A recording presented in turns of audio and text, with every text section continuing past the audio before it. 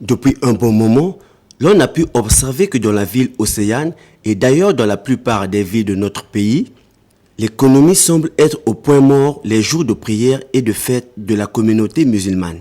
Voilà qui semble être une problématique qui inquiète non seulement le citoyen lambda, mais aussi les opérateurs économiques congolais. Non pas pour être contre nos frères musulmans, mais plutôt pour s'interpeller. Certainement, cette question de portée économique non moins négligeable vous interpelle aussi.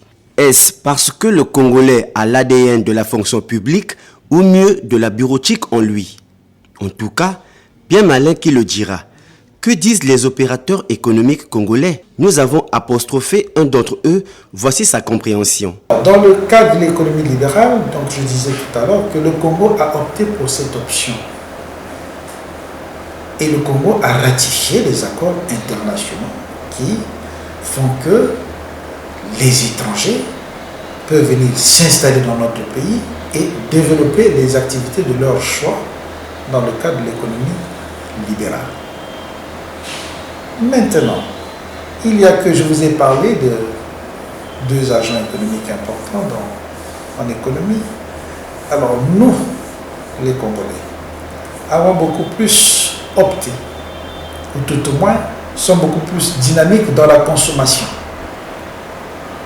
Mais nos frères venus d'ailleurs, qui dans leur mœurs, dans leur culture, nombreux sont nés et ont grandi dans le commerce et dans les affaires.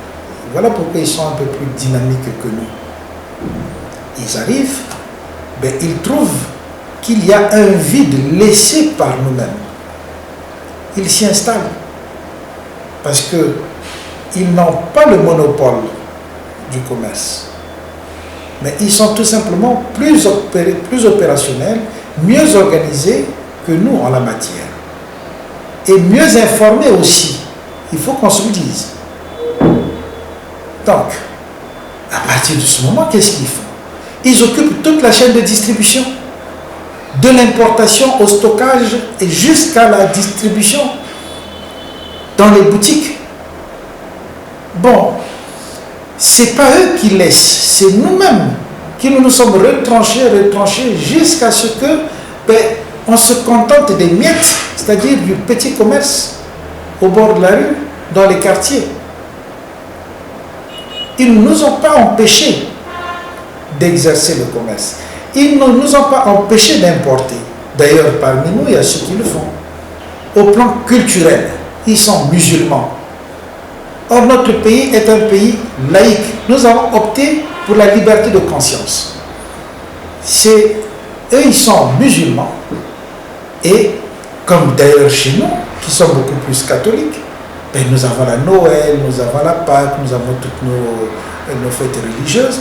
Eux, ils ont, le vendredi où ils doivent aller prier à 13h, ils ont la tabaski, ils ont ainsi de suite, ainsi de suite. Donc, ça, on ne peut pas le leur empêcher. Maintenant, le jour où jamais ils doivent célébrer leur fête religieuse et que ça les oblige à aller à la mosquée ou à se retrouver en famille comme ils savent bien le faire, mais ils sont obligés de fermer les boutiques. Donc nos autorités doivent prendre conscience de cette situation-là. Et ça passe par les facilités au plan juridique et au plan administratif. Au pouvoir public et à chaque Congolais d'étudier minutieusement cette question de souveraineté économique pour qu'aux heures de prière ou de fête islamique, notre économie commence à fonctionner normalement. Qu'il y ait des boutiques congolaises où l'on peut s'acheter du pain, l'huile, une brouette, un pan lorsque les musulmans sont en fête ou en prière.